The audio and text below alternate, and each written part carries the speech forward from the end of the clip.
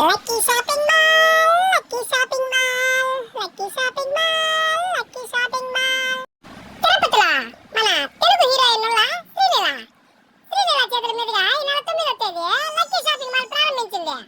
ప్రారంభోత్సవ రోజు నుండి షాపింగ్ మాల్ వద్ద భారీ ఆఫర్ల పెట్టడంతో ఆఫర్ల కోసం ఫ్రీ బస్ ఎక్కే మహిళలు ఉదయం నుంచి రాత్రి